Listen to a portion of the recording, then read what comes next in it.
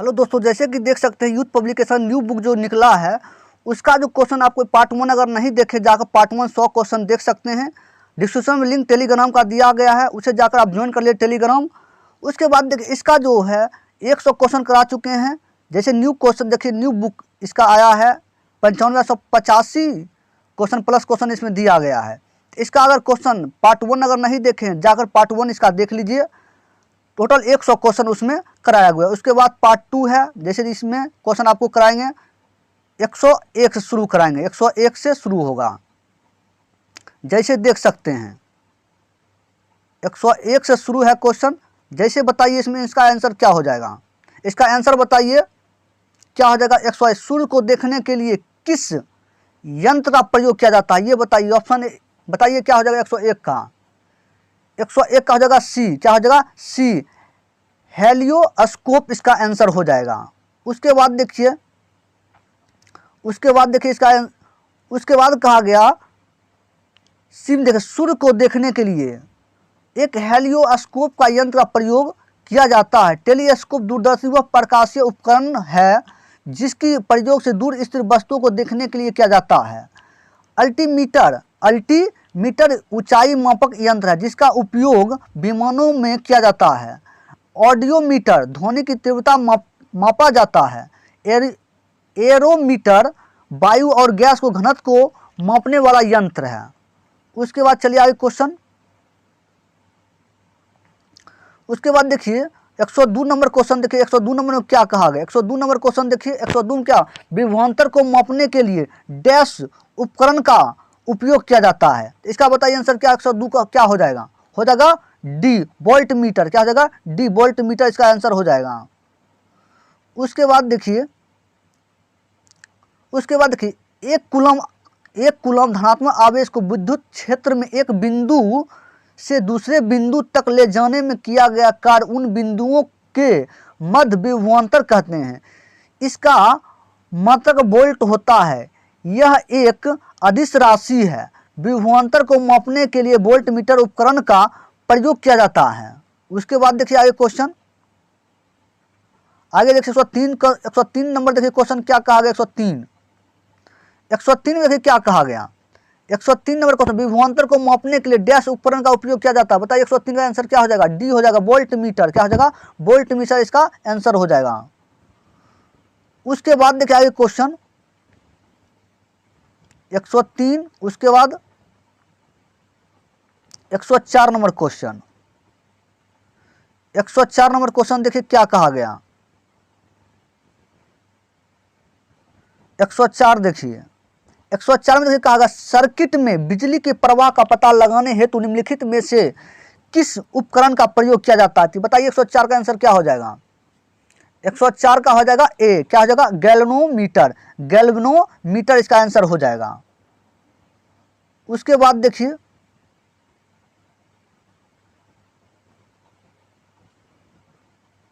Circuit में बिजली के प्रवाह का पता लगाने हेतु धारा मापी उपकरण का प्रयोग किया जाता है। यह किसी परिपथ में धारा की उपस्थिति का पता लगाने के लिए प्रयोग किया जाता है। वायु दाब मापी इसके वायुमंडल के दबाव को मापा जाता है। उसके बाद देखिए आगे क्वेश्चन, उसके बाद देखिए आगे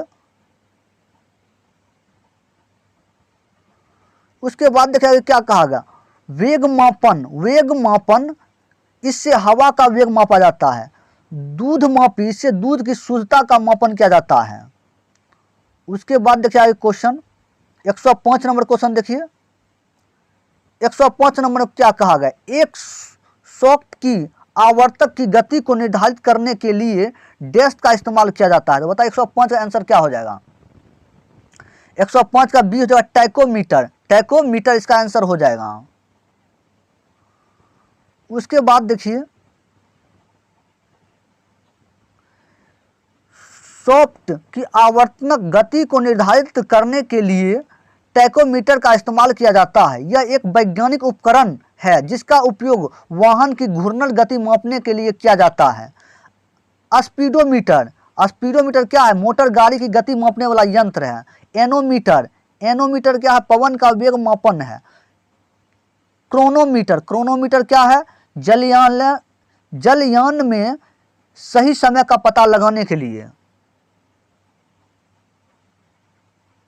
उसके बाद देखिए 106 नंबर क्वेश्चन। 106 नंबर क्या कहा गया? विभव मापी मूलतः एक क्या है? 106 का आंसर बताइए क्या हो जाएगा? इसका हो जाएगा ए, मापन उपकरण। क्या हो जाएगा? मापन उपकरण इसका आंसर हो जाएगा। उसके बाद देखिए इसका थ्योरी क्या कहा? विभव मापी एक मापन उपयंत्र है। यह न केवल विभवांतर मापने में उपयोगी है बल्कि इसकी सहायता से अज्ञात प्रतिरोध तथा विद्युत धारा भी मापी जा सकती है। इसके अतिरिक्त सूचक उपयोगिताओं का अंशशोधन करने के लिए भी यह बहुत उपयोग में लाया जाता है। उसके बाद देखिए क्वेश्चन 107 नंबर क्वेश्चन देखिए। 107 में देखिए क्या कहा गया? इनमें से किस उपकरण से विद्युत धारा मापा जाता है? बताइए 107 का क्या आंसर हो जाएगा? हो जाएगा एमीटर। क्या हो जाएगा? एमीटर इसका आंसर हो जाएगा ऑप्शन बी। उसके बाद देखिए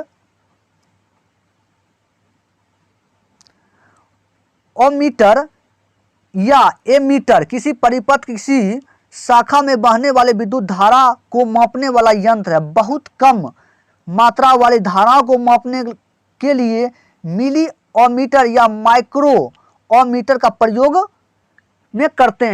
करते हैं। उसके बाद चलिए आगे क्वेश्चन देखिए 108 नंबर क्वेश्चन। 108 नंबर क्वेश्चन देखिए। एमीटर क्या है ये बताइए। ऑप्शन 108 का आंसर क्या हो जाएगा?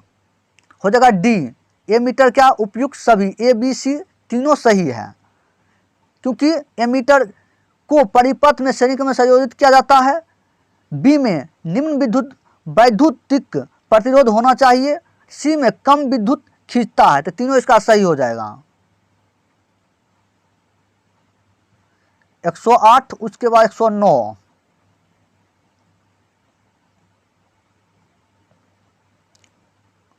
109 नंबर क्वेश्चन देखिए। 109 किसको मापने के लिए स्टेलाग्रोमीटर का प्रयोग होता है? ये बताइए। ऑप्शन 109 का आंसर बताइए क्या हो जाएगा? इसका आंसर हो जाएगा बी, पृष्ठ तनाव। पृष्ठ तनाव इसका आंसर ऑप्शन बी हो जाएगा। उसके बाद देखिए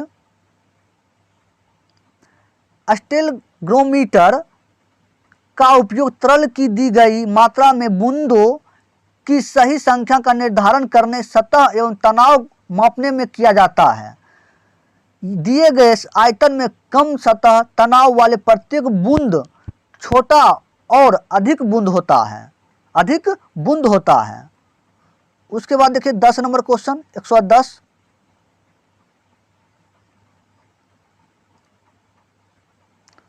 110 देखिए क्या? ओडोमीटर एक ऐसा उपकरण है जिसका उपयोग गाड़ियों में डैश मापने के लिए किया जाता है। तो बताइए इसका आंसर क्या हो जाएगा? 110 का 110 का बी हो जाएगा दूरी। क्या हो जाएगा? दूरी इसका आंसर हो जाएगा। उसके बाद देखिए ओडोमीटर एक ऐसा उपकरण है जिसका उपयोग गाड़ी की दूरी मापने में किया जाता है। गति मापने के लिए स्पीडोमीटर यंत्र का प्रयोग किया जाता है, जबकि कंपास दिशा सूचक यंत्र है। उसके बाद 111 नंबर क्वेश्चन देखिए। 111 देखिए क्या कहा गया? निम्नलिखित में से कौन सा प्रवाही मापन उपकरण एक क्षेत्र मीटर है? बताइए इसका आंसर क्या हो जाएगा?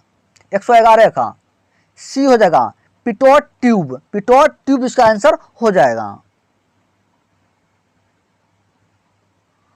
उसके बाद देखिए थ्योरिकल।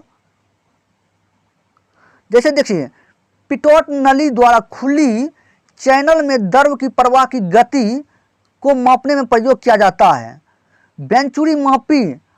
वेंचुरी मीटर किसी पाइप में बहते हुए द्रव को किसी भी बिंदु पर द्रव की मात्रा की दर विसर्जन मापा जाता है। रोडोमीटर उसके बाद देखिए क्या कहा गया, रोटामीटर से विसर्जन को मापा जाता है। उसके बाद तप्त तार अनिमोमीटर का प्रयोग वायु या गैस वेग को मापने में किया जाता है। उसके बाद देखिए आगे क्वेश्चन 12 नंबर 112 देखिए, टैकोमीटर डैश का मापन करता है। तो बताइए 112 का आंसर क्या हो जाएगा, डी हो जाएगा इसका आंसर। डी इसका आंसर हो जाएगा, गतिपालक चक्र की घूर्णात्मक चाल इसका आंसर हो जाएगा। उसके बाद देखिए, टैकोमीटर के द्वारा मशीन या मीटर के गतिपालक घूरने वाला चक्र की घूर्णात्मक चाल ज्ञात करते हैं। इस मीटर के प्रयोग से गतिपालक चक्र की प्रति मिनट घूमने की गति आरपीएम को मापा जाता है। उसके बाद देखिए आगे क्वेश्चन, उसके बाद कितना नंबर क्वेश्चन था, 113 नंबर क्वेश्चन, 113 का बताइए आंसर क्या हो जाएगा। टैकोमीटर का प्रयोग क्या मापता है, ये बताइए 113 का। 113 क्या हो जाएगा, ए इसका आंसर हो जाएगा चक्कर प्रति मिनट आरपीएम। ऑप्शन ए इसका आंसर हो जाएगा। उसके बाद देखिए, टैकोमीटर का प्रयोग गतिपालक चक्र आदि की चाल को चक्कर प्रति मिनट में मापने के लिए किया जाता है। उसके बाद देखिए आगे क्वेश्चन 114 नंबर, 114 नंबर क्या कहा, मल्टीमीटर में क्या होता है, मल्टीमीटर में क्या होता है ये बताइए। 114 नंबर का आंसर बताइए। डी हो जाएगा इसका आंसर, डी हो जाएगा वोल्ट मीटर, करंट मीटर और ओम का मीटर। इसका आंसर ऑप्शन डी इसका आंसर हो जाएगा।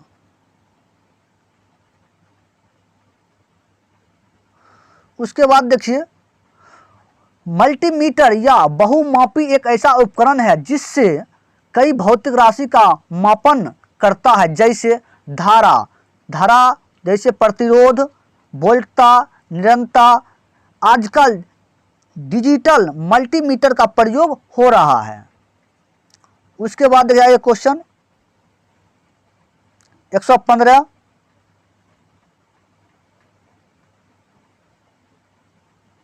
115 नंबर क्वेश्चन देखिए।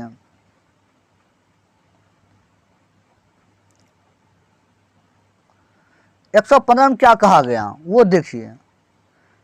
115 में रिएक्टर के पैमाने के बारे में निम्नलिखित में से क्या गलत है ये बताइए। 115 का आंसर क्या हो जाएगा, इसका क्या हो जाएगा, डी इसका गलत है, डी इसका गलत है। ए बी सही है, डी इसका गलत है। रिएक्टर पैमाने पर 8 से 9 तीव्रता का अर्थ है हल्का भूकंप, इसका डी गलत है। उसके बाद देखिए 116 नंबर क्वेश्चन, उसके बाद इसका थ्योरी देखिए। थ्योरी में कहा गया रिएक्टर पैमाने में 8 से 9 तीव्रता की उच्च भूकंप की श्रेणी में रखा जाता है क्योंकि ये उच्च है और ये क्या कहा हल्का है। उसके बाद कहा गया रिएक्टर पैमाने पर विकास 1935 के दशक में चार्ल्स रिएक्टर और गुटेनबर्ग के द्वारा किया गया था। 1970 के बाद से भूकंप की तीव्रता की मापने के लिए रिएक्टर पैमाने के स्थान पर आघूर्ण पैमाना का उपयोग किए जाने लगा। रिएक्टर पैमाने का पूरा नाम रिएक्टर परिमाण परीक्षण पैमाना है। यह एक लघु जैसे देख सकते क्या है, लघु गणनीय पैमाना है इसका। उसके बाद देखिए 116 नंबर क्वेश्चन देखिए। 116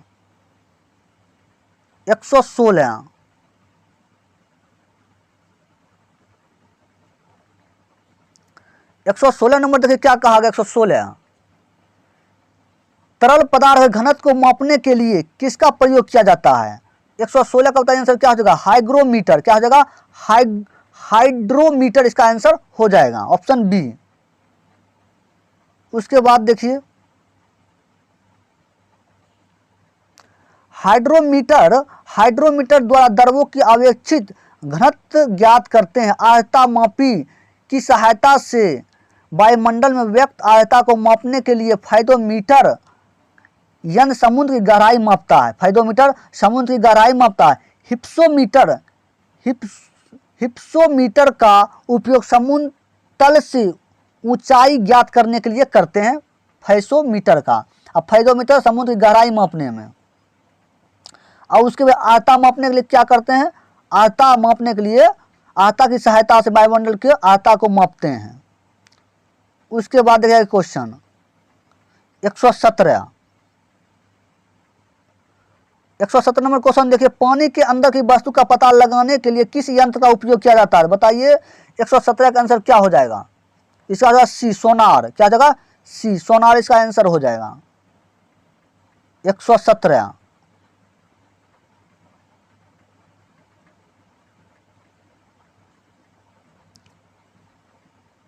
उसके बाद देखिए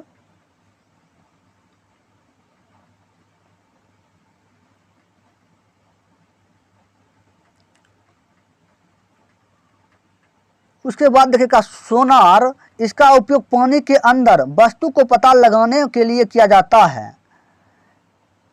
उसके बाद इससे अल्ट्रासोनिक वेव जनरेटर द्वारा पानी के अंदर भेजे जाते हैं जो वस्तु से टकरा कर परावर्तित हो जाती है। जनरेटर के रिसीवर द्वारा रिसीव कर लेते हैं जिससे पानी के अंदर की वस्तु की स्थिति का पता चलता है। उसके बाद देखिए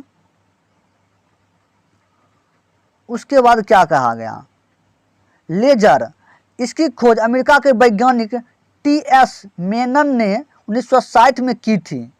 यह डैश का संदीप रूप है। इसका उपयोग शल्य चिकित्सा में धातु को जोड़ने एवं काटने में, युद्ध दुश्मनों को हथियार नष्ट करने में किया जाता है। उसके बाद देखिए रडार, यह डैश, यह संक्षिप्त रूप है। यह प्रतिध्वनि की सिद्धांत का कार्य करता है। इसकी सहायता से वायुयान की दिशा ऊंचाई को ज्ञात करने में किया जाता है। क्यूबा, इसका उपयोग गोताखोर द्वारा पानी के अंदर सांस लेने के लिए किया जाता है। यह डैश का संक्षिप्त रूप है। उसके बाद देखिए 118 नंबर क्वेश्चन,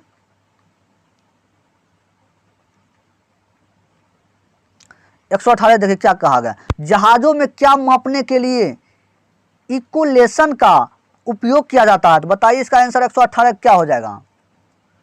तो हो जाएगा इसका सी इसका आंसर, पानी की गहराई मापने के लिए, पानी की गहराई। उसके बाद देखिए आगे क्वेश्चन,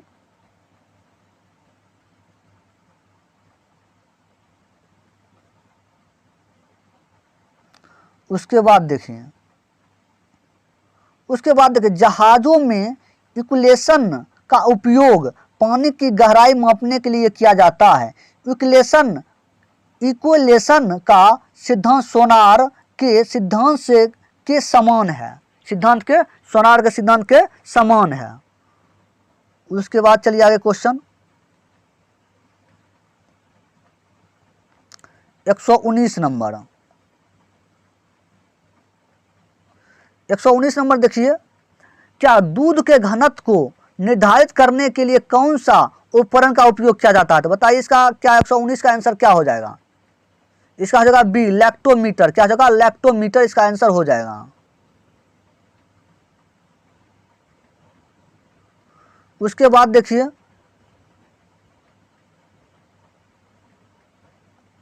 हाइड्रो मापन यंत्र, ये मापन है। हाइड्रोमीटर द्रवों का अपेक्षित घनत्व है। उसके बाद लैक्टोमीटर दूध की शुद्धता या घनत्व है। बैरोमीटर वायुमंडलीय दाब। थर्मोमीटर तापमान। इस टाइप से इसका आंसर हो जाएगा। उसके बाद देखिए आगे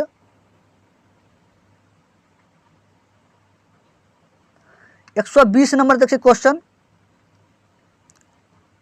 120 नंबर देखिए, ऑटोमोबाइल में यात्रा की दूरी को मापने के लिए निम्न में से किस उपकरण का उपयोग किया जाता है? तो ये बताइए 120 का आंसर क्या हो जाएगा? इसका हो जाएगा क्या आंसर? बी हो जाएगा, ओडोमीटर। क्या हो जाएगा? ओडोमीटर इसका आंसर हो जाएगा। उसके बाद चलिए, उसके बाद देखिए, ओडोमीटर, ओडोमीटर वाहन द्वारा चली गई दूरी। टैकोमीटर वायुयान की गति। स्पीडोमीटर वाहन की गति स्पीडोमीटर, और टैकोमीटर वायुयान की गति। ओडोमीटर वाहन द्वारा चली गई दूरी।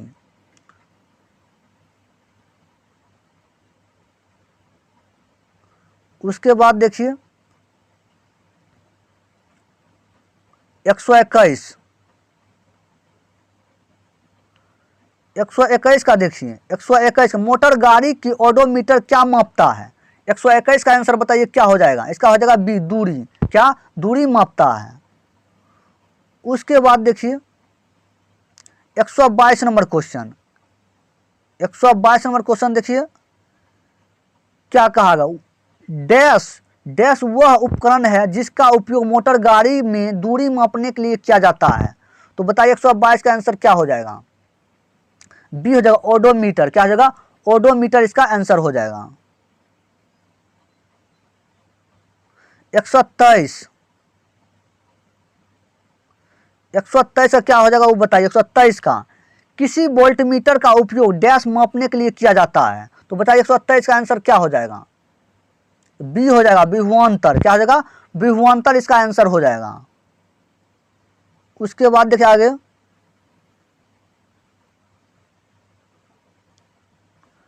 किसी विद्युत परिपथ में किन्हीं दो बिंदुओं को बीच विभवांतर मापने वाला यंत्र वोल्टमीटर कहलाता है। वोल्टमीटर का आविष्कार सन 1819 में हैस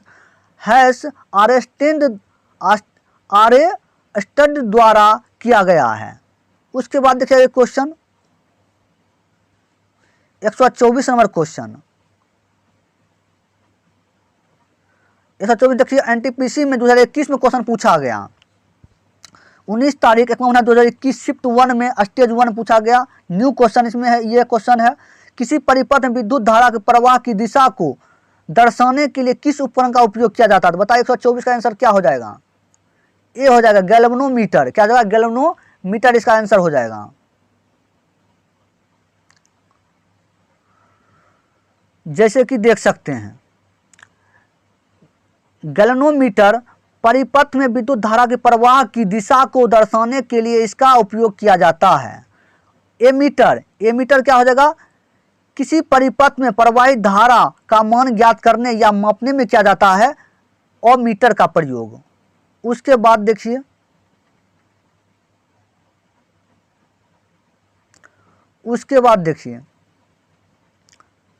रियोस्टेट क्या है? प्रतिरोध को कम करने या बढ़ाने के लिए रियोस्टेट। वोल्टमीटर किसी परिपथ के दो बिंदुओं के बीच विभवांतर को मापने के लिए वोल्टमीटर का उपयोग किया जाता है। उसके बाद देखिए आगे क्वेश्चन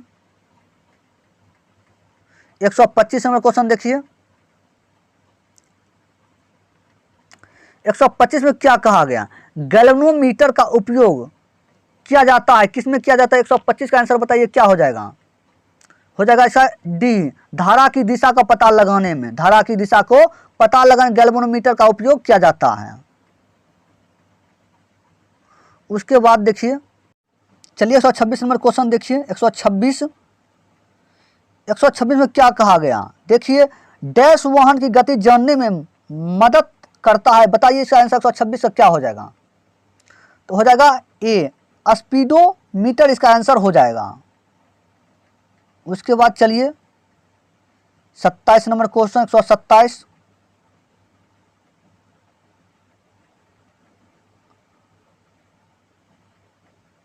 वाहन की गति जानने के लिए स्पीडोमीटर का प्रयोग किया जाता है। इसकी वोल्टमीटर या यंत्र परिपथ में दो बिंदुओं के बीच विभवांतर मापता है। लैक्टोमीटर दूध की अपेक्षित घनत्व या गाढ़ापन मापा जाता है। उसके बाद चलिए आगे क्वेश्चन देखिए 127 नंबर क्वेश्चन, 127 में क्वेश्चन देखिए, डैश डैश को इको लोकेशन का एक प्रकार है। ये बताए 127 का आंसर क्या हो जाएगा?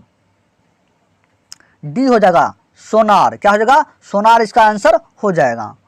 उसके बाद चलिए आगे क्वेश्चन देखिए,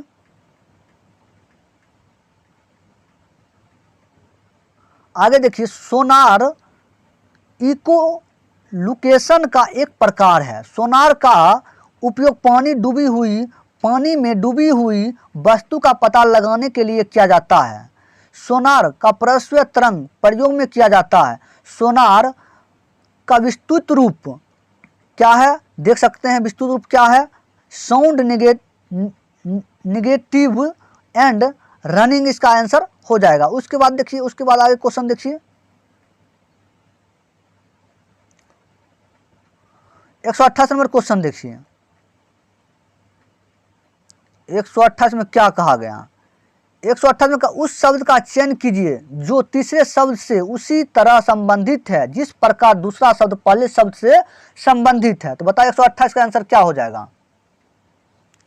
128 का क्या हो जाएगा ये बताइए। ओम मीटर विद्युत धारा से, ओम मीटर क्या हो जाएगा? प्रतिरोध से। ओम मीटर क्या विद्युत धारा से है? ओम मीटर क्या हो जाएगा? प्रतिरोध से। उसके बाद चलिए आगे क्वेश्चन देखिए, जिस प्रकार अमीटर विद्युत धारा मापता है उसी प्रकार ओम मीटर प्रतिरोध मापता है। उसके बाद चलिए आगे क्वेश्चन देखिए, 129 नंबर क्वेश्चन, 129 में क्या कहा गया? हवा की गति को मापने के लिए निम्नलिखित में से किस उपकरण का उपयोग किया जाता है? तो बताइए इसका आंसर क्या हो जाएगा 129 का? ए सी इसका आंसर एनोमोमीटर इसका आंसर होगा। एनोमोमीटर इसका आंसर हो जाएगा। उसके बाद देखिए, एनोमोमीटर का एक डिवाइस है, इसका प्रयोग वायु की गति एवं शक्ति मापने के लिए किया जाता है। इसे पवन वेग मापी भी कहते हैं। एनोमोमीटर शब्द व्युत्पत्ति ग्रीक भाषा शब्द एनोमोज वायु से हुई है। उसके बाद चलिए आगे क्वेश्चन देखिए, 130 नंबर क्वेश्चन, 130 में क्या कहा गया? डैश का प्रयोग हवा की शक्ति और वेग को मापने के लिए किया जाता है। बताइए 130 का आंसर क्या हो जाएगा? इसका हो जाएगा डी, इसका आंसर हो जाएगा एनीमोमीटर इसका आंसर हो जाएगा। उसके बाद चलिए आगे क्वेश्चन देखिए, 131 नंबर क्वेश्चन,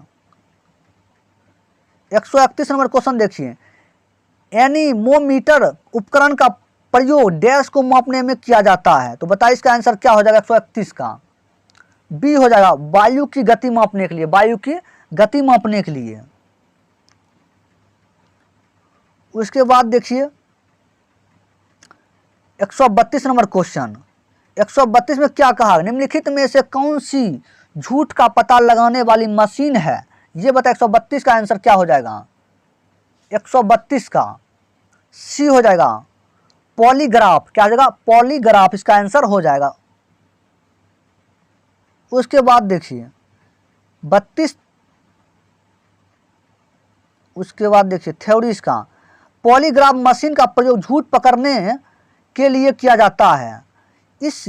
इसे लाई डिटेक्टर के नाम से भी जाना जाता है, जानते हैं, अर्थात लाई डिटेक्टर का उपकरण को पॉलीग्राफ के रूप में भी जाना जाता है। इसकी खोज जॉन ऑगस्टन लॉसन ने 1921 के आसपास की थी। अपराध की जांच करने के लिए नार्को टेस्ट के नाम से भी जाना जाता है। उसके बाद चलिए आगे क्वेश्चन देखिए,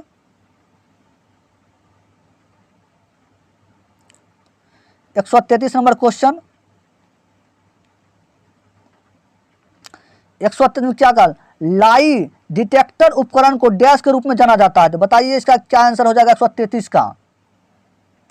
133 का डी हो जाएगा पॉलीग्राफ। क्या हो जाएगा? पॉलीग्राफ। उसके बाद देखिए क्वेश्चन देखिए, new question, NTPC 7/2 shift second shift stage 1 पूछा गया। न्यू क्वेश्चन ये है, भट्टियों जैसे अपेक्षित उच्च तापमान मापने के लिए निम्नलिखित में से किस यंत्र का उपयोग किया जाता है? बताइए इसका आंसर 134 का क्या हो जाएगा? बी हो जाएगा पायरोमीटर। क्या हो जाएगा? पायरोमीटर इसका आंसर हो जाएगा। उसके बाद देखिए क्वेश्चन,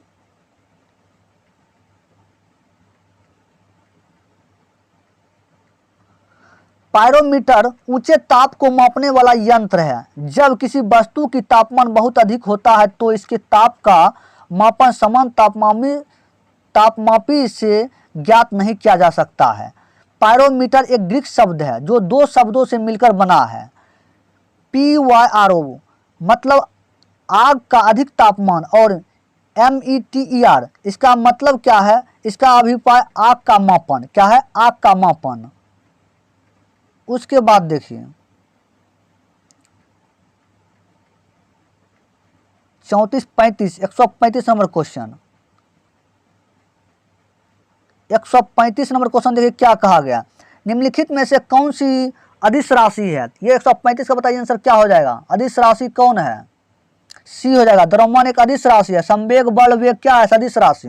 द्रव्यमान है अदिश राशि।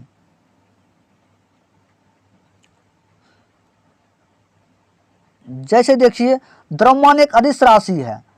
वे भौतिक राशि जिनमें केवल परिणाम होता है, दिशा नहीं होता है, अदिश राशि कहलाता है। जिसमें दिशा नहीं होता है वो अदिश राशि, जिसमें दिशा होता है वो सदिश राशि। जैसे लंबाई, दूरी, द्रव्यमान, समय, क्षेत्रफल, आयतन, कार्य, चाल, आवेश आदि सदिश राशि आदि क्या है? ये अदिश राशि। सदिश राशि वे राशि हैं जिनमें परिणाम के साथ दिशा भी होता है, जैसे वेग, त्वरण, बल, भार, संवेग, विस्थापन, ये सब क्या? सदिश राशि। ये सब लंबाई, दूरी, द्रव्यमान, समय, क्षेत्रफल, आयतन, कार्य क्या है? ये आवेश क्या है? सब यह अदिश राशि।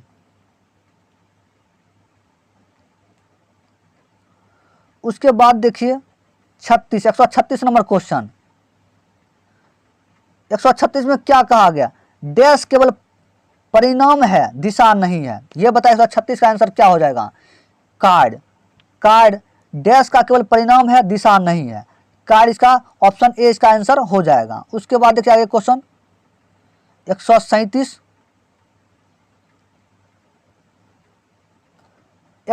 देखिए, निम्नलिखित में से किसमें केवल परिणाम होता है, दिशा नहीं होता? ये बताइए 137 का आंसर क्या हो जाएगा?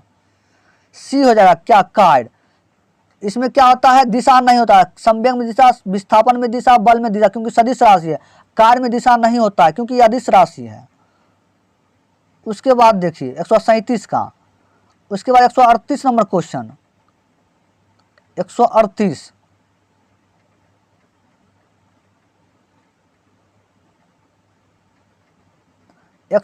नंबर क्वेश्चन, इनमें से कौन सी राशि सदिश राशि नहीं है? ये बताइए 138 का बताइए आंसर क्या हो जाएगा? ऑप्शन ए इसका हो जाएगा शक्ति। इनमें से कौन राशि सदिश राशि नहीं? शक्ति सदिश राशि नहीं है क्योंकि सी विस्थापन सदिश राशि, बल आघूर्ण सदिश राशि, त्वरण सदिश राशि। सदिश राशि कौन नहीं? ऑप्शन ए सदिश राशि नहीं, शक्ति नहीं है। उसके बाद देखिए जिस भौतिक राशि की मात्रा, परिणाम तथा दोनों दिशा निहित हो उन्हें सदिश राशि कहते हैं। जैसे बल, संवेग, भार, विस्थापन, त्वरण, बल आघूर्ण आदि। जबकि ऊर्जा, विद्युत धारा, दूरी, समय, शक्ति, द्रव्यमान आदि अदिश राशि है। उसके बाद देखिए क्वेश्चन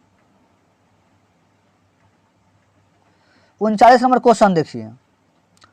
39 में कहा गया निम्न में से कौन सी एक वेक्टर मात्रा नहीं है? ये बताए 139 का आंसर क्या हो जाएगा? 139 का हो जाएगा सी विद्युत प्रवाह। ये क्या है? वेक्टर मतलब क्या हुआ? वेक्टर मात्रा नहीं है। ये बताइए गति, आवेग, बल का गुरुत्व, विस्थापन, ये क्या? सब सदिश राशि है। अब वेक्टर मात्रक ये नहीं है। विद्युत प्रवाह वेक्टर मात्रक नहीं है। वेक्टर मात्रक कौन कौन है? वेक्टर मात्रा मतलब सदिश राशि। वेक्टर मात्रा मतलब सदिश राशि। ये सब सदिश राशि है। बल, गुरुत्व, विस्थापन, गति, आवेग। वेक्टर मात्रक कौन नहीं, सदिश राशि कौन नहीं है? विद्युत प्रवाह ये सदिश राशि नहीं है। उसके बाद देखिए विद्युत प्रवाह वेक्टर मात्रक नहीं है। विद्युत प्रवाह वेक्टर मात्रक नहीं, जिसे भौतिक राशि में परिणाम तथा दिशा दोनों निहित हो उन्हें सदिश राशि कहते हैं। जैसे वेग, बल, संवेग इत्यादि। जिन राशि में सिर्फ परिणाम होता है उन्हें अदिश राशि कहते हैं। जैसे चाल, दूरी, द्रव्यमान, आयतन, ये सब अदिश राशि है। उसके बाद देखिए 140 नंबर क्वेश्चन देखिए। 140 में क्या कहा? एक वेक्टर राशि में परिणाम और दिशा दोनों होते हैं, जबकि अदिश राशि में केवल परिणाम होता है और दिशा नहीं होता। निम्नलिखित में से कौन सी अदिश राशि है? बताइए इसका आंसर 140 का। ऑप्शन ए हो जाएगा। ये क्या है? अदिश राशि है। बल, विस्थापन, संवेग क्या है? सदिश राशि है। उसके बाद देखिए क्वेश्चन, दाब एक अदिश राशि है क्योंकि इसमें परिणाम तो पाया जाता है परंतु दिशा नहीं होता है, जबकि बल, विस्थापन और संवेग सभी में शक्ति सभी सदिश वेक्टर राशि है क्योंकि इनमें दिशा एवं परिणाम दोनों होता है। उसके बाद देखिए क्वेश्चन 141 नंबर क्वेश्चन। 141 में सबसे उचित विकल्प चुने। संवेग में डैश होता है, तो बताइए इसका आंसर 141 का क्या हो जाएगा? 141 का सी हो जाएगा। परिणाम और दिशा दोनों होता है किसमें? संवेग में, क्योंकि संवेग क्या है? सदिश राशि है।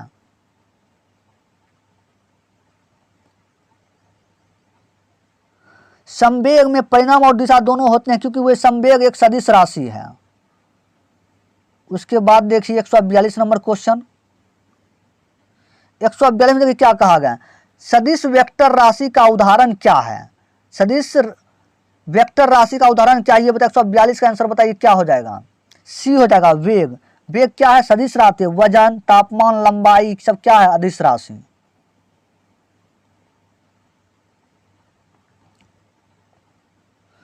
ऐसी राशि जिसके व्यक्त करने के लिए परिणाम तथा दिशा दोनों आवश्यकता होती है सदिश राशि कहते हैं। जैसे वेग, विस्थापन, त्वरण आदि। जबकि द्रव्यमान, ताप, लंबाई, चाल ये सब क्या है? अदिश राशि। उसके बाद देख सकते हो 143 नंबर क्वेश्चन देखिए। 143 में क्या कहा? एक सदिश राशि में परिणाम और दिशा दोनों होते हैं, जबकि अदिश राशि में केवल परिणाम होता है और दिशा नहीं होती है। निम्न में से कौन सदिश राशि है? तो बताइए इसमें 143 सदिश राशि कौन है? सी, विस्थापन एक सदिश राशि है। कार्य, गति, ऊर्जा सब क्या है? अदिश राशि। 143 हो गया। 143 का देख लीजिए क्वेश्चन, इसका थ्योरी। जिन भौतिक राशि में परिणाम होता है परंतु दिशा नहीं होती है उसे अदिश राशि कहा जाता है, जबकि जिनमें परिणाम एवं दिशा दोनों होती है उसे सदिश राशि कहलाती है। विस्थापन एक सदिश राशि है, जबकि कार्य, ऊर्जा, गति आदि अदिश राशि है। उसके बाद देखिए क्वेश्चन 144 देखिए। बताइए 144 का आंसर क्या हो जाएगा? 144 का निम्नलिखित में से कौन सी एक वेक्टर मात्रा है? सदिश राशि है। बताइए इसका कौन एक 144 का सदिश राशि है? बताइए। डी हो जाएगा। वेग एक सदिश राशि है। वेग एक सदिश राशि है। समय, तापमान, दूरी अदिश राशि है। उसके बाद देखिए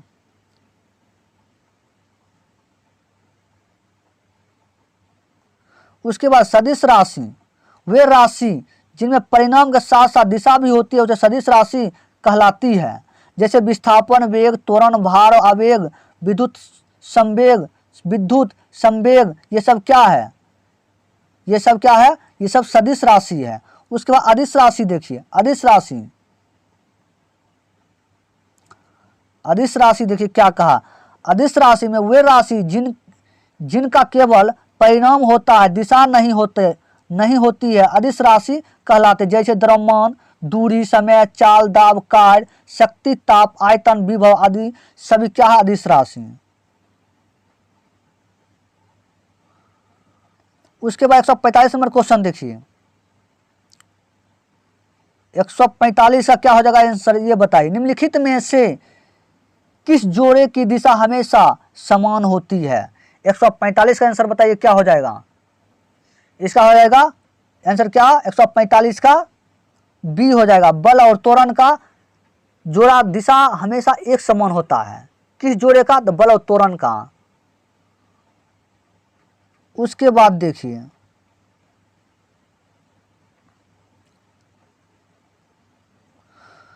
बल तथा त्वरण की दिशा हमेशा एक समान होती है। जिन भौतिक राशि में परिणाम दिशा दोनों निहित होती है उन्हें सदिश राशि कहते हैं। जैसे उदाहरण है बल, त्वरण, वेग, संवेग इत्यादि। जिन भौतिक राशि में सिर्फ परिमाण की आवश्यकता होता है उस दिशा नहीं होती है उन्हें अदिश राशि कहते हैं। जैसे चाल, दूरी, द्रव्यमान, आयतन इत्यादि। उसके बाद देखिए 146 नंबर क्वेश्चन, 146 में देखिए क्या कहा गया। कुछ राशि की भौतिक गुण दर्शाने के लिए उनके परिणाम के साथ दिशा भी निश्चित की जाती है। इस प्रकार भौतिक राशि को डैश कहा जाता है। तो बताइए 146 का आंसर क्या हो जाएगा, हो जाएगा ए सदिश राशि। क्या हो जाएगा? सदिश राशि इसका आंसर हो जाएगा 146 का।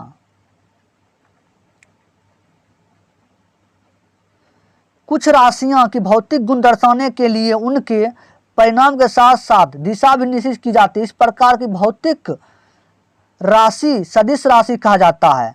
सदिश राशि का उदाहरण वेग, बल, संवेग आदि। जिन भौतिक राशि को निरूपित करने के लिए केवल परिणाम की आवश्यकता होती है, दिशा नहीं होती है, उन्हें अदिश राशि कहते हैं। जैसे समय, चाल, द्रव्यमान आदि। 147 नंबर क्वेश्चन देखिए, 147 में क्या कहा गया। निम्न में से किसमें दिशा और परिणाम दोनों होता है? तो बताइए 147 का आंसर क्या हो जाएगा, सी हो जाएगा। सी में क्या है, सी एक सदिश राशि है। इसमें परिणाम, दिशा और परिणाम दोनों होता है। द्रव्यमान, दूरी, चाल सब क्या अदिश राशि है।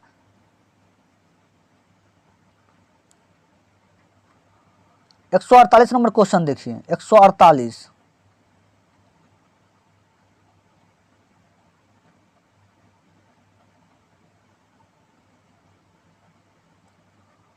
उसके बाद संवेग एक सदिश राशि है क्योंकि इसमें दिशा और परिणाम दोनों होता है। द्रव्यमान, दूरी, चाल एक अदिश राशि है क्योंकि इनमें केवल परिणाम होता है। उसके बाद देखिए 148 नंबर क्वेश्चन, निम्न में से डैश एक अदिश राशि नहीं है। तो बताइए इसमें कौन अदिश राशि नहीं है, ये बताइए। बल एक अदिश राशि नहीं है, ये सदिश राशि है। 148 का आंसर क्या हो जाएगा, 148 का क्या हो जाएगा, सी इसका आंसर बल। बल क्योंकि बल एक अदिश राशि नहीं, सदिश राशि है।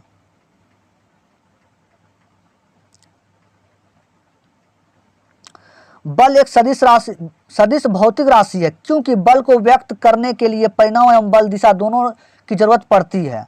सदिश राशि क्या है, बल, त्वरण, वेग, विस्थापन इत्यादि सब सदिश राशि है। अदिश राशि कौन है, कार्य, समय, दूरी, धारा सब अदिश राशि है। 149 नंबर क्वेश्चन देखिए, 149 कार्य में डैश होता है। तो बताइए 149 का आंसर क्या हो जाएगा, ए इसका आंसर हो जाएगा। कोई दिशा नहीं होती है, केवल परिणाम होता है। कार्य एक अदिश राशि इसलिए दिशा इसमें नहीं होता, केवल परिणाम होता है इसमें। उसके बाद देखिए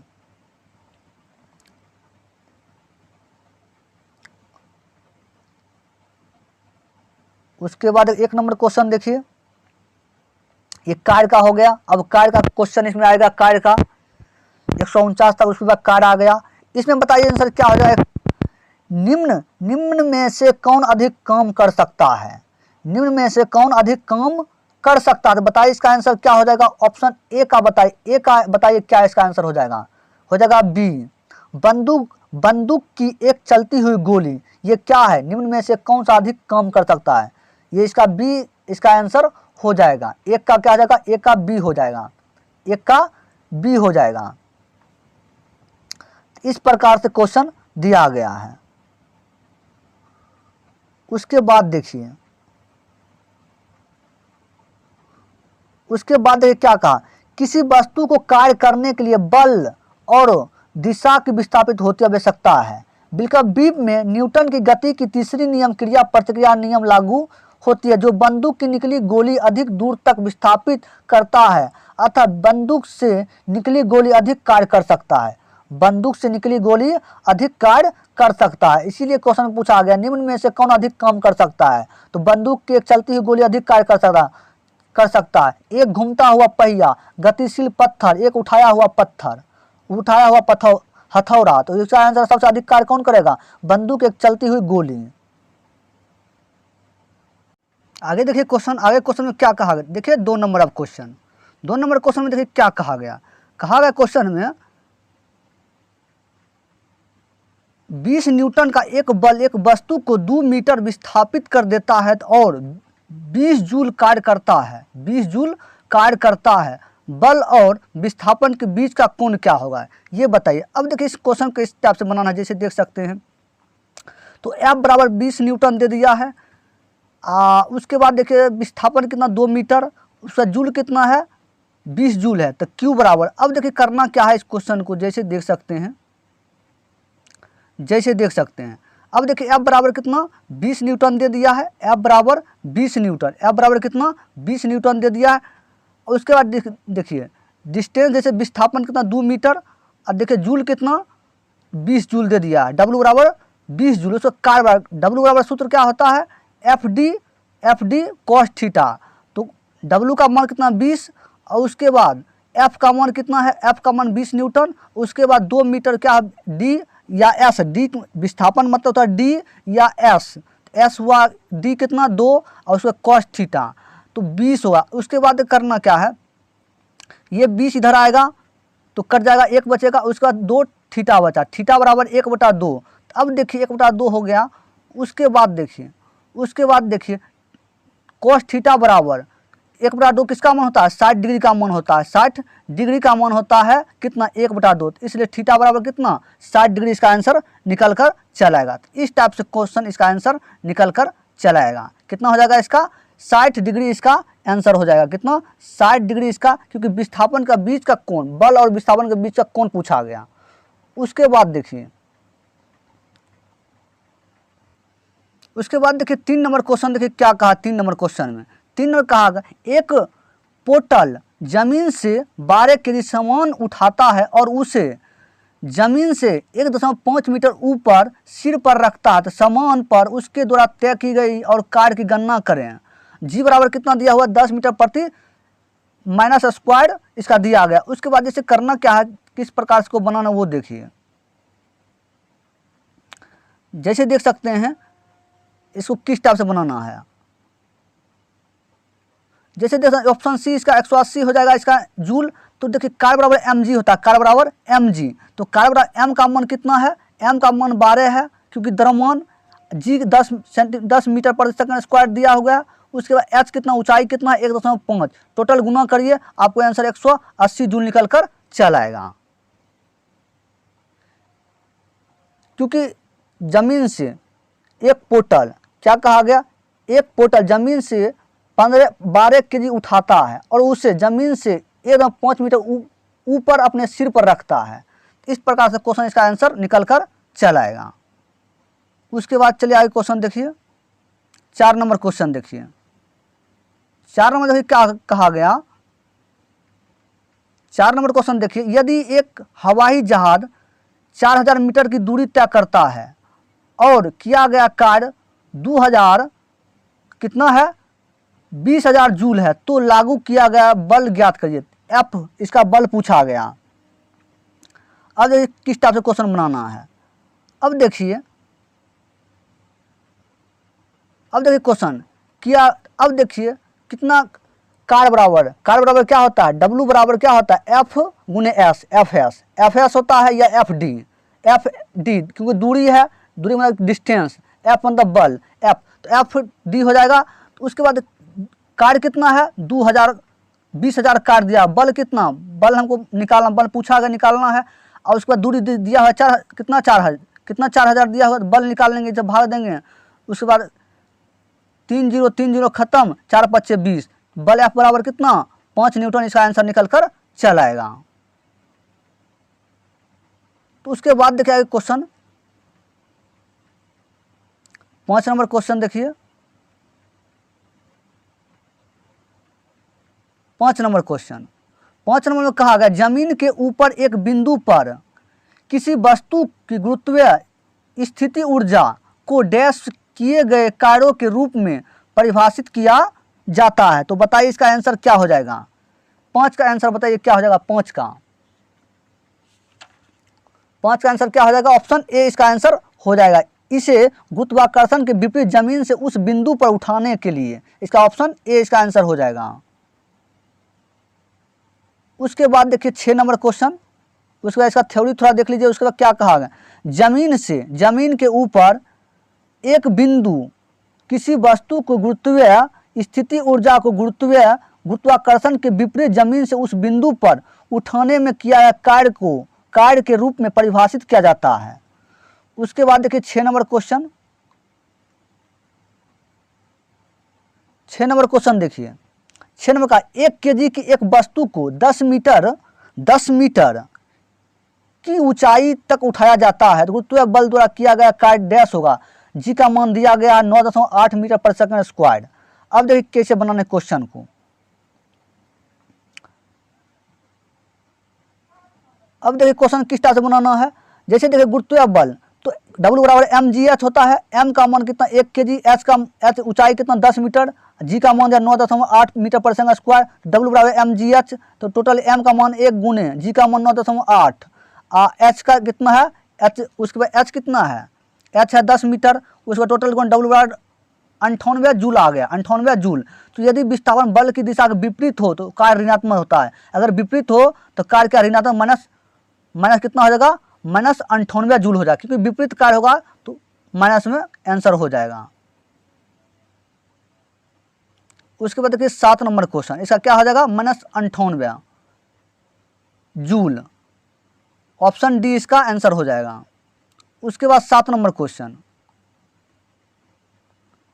7 नंबर क्वेश्चन का एक कुली जमीन से 20 kg का सामान उठाता है और उसे जमीन से 2 मीटर ऊपर अपने सर पर रखता है, सामान पर उसके द्वारा किया गया कार्य की गणना करिए। जी का मान दिया गया 10 मीटर पर सेकंड स्क्वायर। अब देखिए किस प्रकार से क्वेश्चन बनाना है। 7 नंबर, जैसे देख सकते हैं 7 नंबर तो क्या है, तो क्या m द्रव्यमान दिया गया 20 kg, जी का मान दिया गया है, ऊंचाई भी दिया गया है, तो mgh बराबर इसका फॉर्मूला लगाएंगे जूल, 400 जूल इसका आंसर निकल कर चल आएगा। उसके बाद देखिए क्वेश्चन 8 नंबर,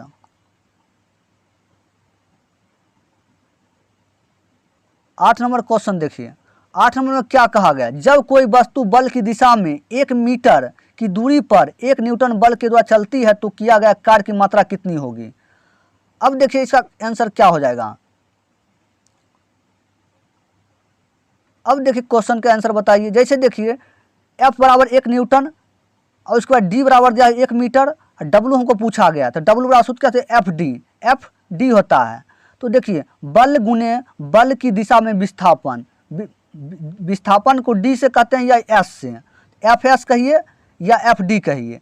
तो उसका कार्य F कितना है, F है 1 न्यूटन, D कितना है 1 मीटर, W निकालना है तो 1 गुने 1 क्या हो जाएगा 1 जूल, कार्य का ऐसा मतलब क्या होता है जूल होता है, तो 1 जूल इसका आंसर निकल कर चल आएगा। इसका क्या हो जाएगा 1 जूल, इसका हो जाएगा कितना 8 का कितना आंसर हो जाएगा 8 का D हो जाएगा। उसके बाद देखिए 9 नंबर क्वेश्चन, 9 नंबर में कहा गया 10 किलोग्राम वजन वाले सूटकेस को उठाकर एक प्लेटफॉर्म पर खड़े यात्री द्वारा किया गया कार्य क्या होगा। अब देखिए क्योंकि 10 किलोग्राम m द्रव्यमान कितना दिया 10 kg, द्रव्यमान कितना m का मान कितना 10 kg। उसके बाद देखिए उसके बाद क्वेश्चन देखिए उसके बाद देखिए क्वेश्चन में क्या, एम कितना, कार्य बराबर क्या था, बल गुण एफ डी, तो एफ डी हो जाएगा। उसके बाद कितना, बल कितना दिया, बल कितना दिया 10 किलोग्राम वजन, 10 किलोग्राम वजन इसका दिया गया। अब देखिए वजन उठाने सूट के उठाकर प्लेटफॉर्म खड़े यात्री को क्या कार्य पूछा गया। विस्थापन इसका कितना होगा, विस्थापन कितना इसका 0, विस्थापन कितना 0। उसके बाद 10 किलोग्राम वजन उठा, 10 किलोग्राम वजन, 10 किलोग्राम वजन तो क्या, उसके बाद क्या 10 हो जाएगा। उसके बाद कितना गुना करेगा 0 तो कितना हो जाएगा, इसका आंसर 0 हो जाएगा, इसका आंसर 0 हो जाएगा,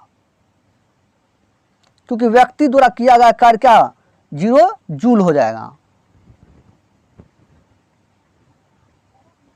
10 नंबर क्वेश्चन, 10 नंबर क्वेश्चन में कहा गया 4.0 किलोग्राम द्रव्यमान की एक वस्तु क्षैतिज दिशा में 5.0 मीटर प्रति सेकंड की गति से बढ़ रही है। इसकी गति 10 मीटर प्रति सेकंड तक बढ़ाने के लिए इस पर किया गया कार्य कितना होगा। अब देखिए क्वेश्चन किस टाइप से बनाना है, क्योंकि अब देखिए, क्योंकि द्रव्यमान हमको दिया गया m बराबर कितना 4.0 किलोग्राम, प्रारंभिक वेग v1 बराबर 5 मीटर प्रति सेकेंड, अंतिम वेग दिया v2 दिया 10 मीटर प्रति सेकेंड। वस्तु की गति कितना है 5 मीटर प्रति सेकेंड से 10 मीटर प्रति सेकेंड बढ़ाने में वस्तु पर किया गया कार्य गति ऊर्जा में वृद्धि के बराबर होगा। तो वस्तु किया गया कार्य क्या होगा, कार्य बराबर 1/2 क्या करना m, द्रव्यमान जो है 4.0 कोई वैल्यू 4 लीजिए। उसके बाद पहला v1 5 v2 10 मीटर पर सेकेंड, तो पहला का स्क्वायर 10 का स्क्वायर माइनस 5 का स्क्वायर अब बटा 2 और 4 कोमा ले लीजिए। उसके बाद देखिए 4, उसके बाद करना क्या है 2 से कर जाए 2 बचेगा, 4 2 कटेगा 2, और उसके बाद 100 का 10 का स्क्वायर 100 और 5 का स्क्वायर 25, कितना 75, 75 दूना 150, इसका 150 आंसर निकल कर चल आएगा। इसका क्या है 150 जूल इसका आंसर हो जाएगा, कितना 150 जूल इसका आंसर हो जाएगा, कितना 150 जूल इसका आंसर हो जाएगा। उसके बाद देखिए 11 नंबर क्वेश्चन,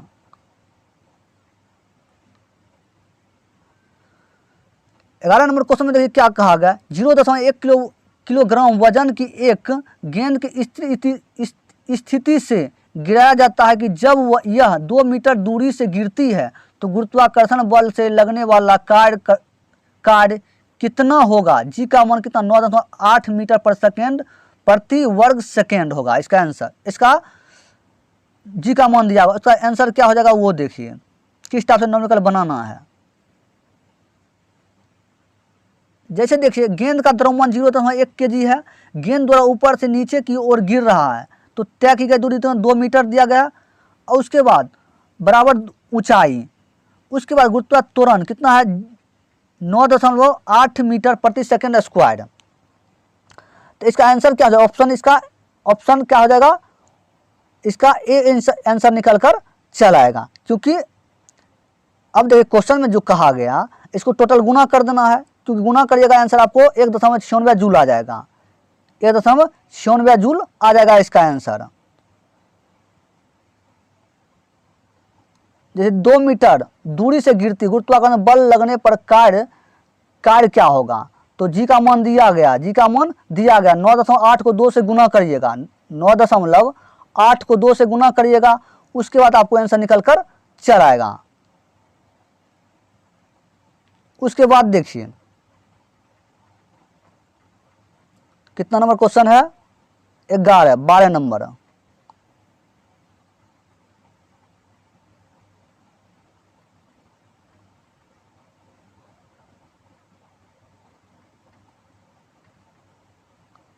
ग्यारह का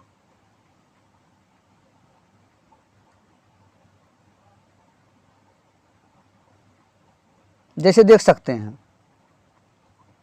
यहाँ गुरुत्वाकर्षण बल लगाने से गेंद द्वारा होने वाले कार्य 2 है।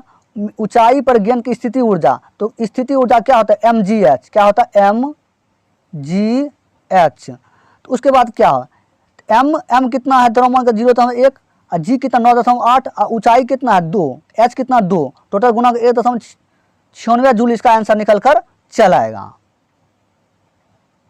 जैसे कि देख सकते हैं,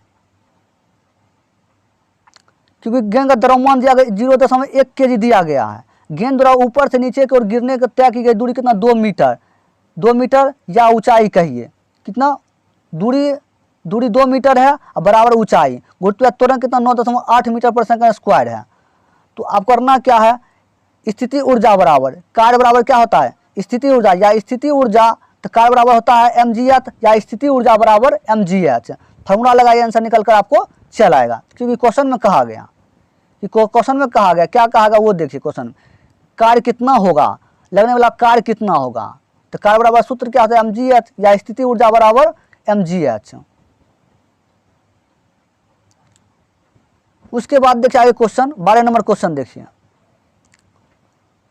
एक वस्तु पर बल लगने के बावजूद भी किया गया कार्य शून्य होगा यदि उसका विस्थापन डैश हो, तो बताइए इसका आंसर क्या हो जाएगा।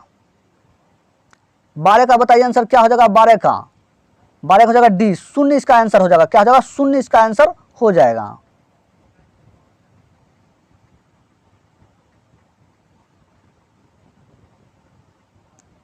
उसके बाद देखिए, किसी वस्तु पर किया गया कार्य उस वस्तु पर लगाए गए बल तथा बल की दिशा में विस्थापन गुणनफल के बराबर होता है। तो कार्य बराबर बल गुने बल की दिशा में विस्थापन। अतः स्पष्ट है कि किसी वस्तु पर बल लगने के बाद भी किया गया कार्य शून्य हो, तो इसका मतलब यह है कि उसके विस्थापन नहीं है, अर्थात विस्थापन शून्य है। उसके बाद देखिए आगे क्वेश्चन 13 नंबर क्वेश्चन देखिए, 13 नंबर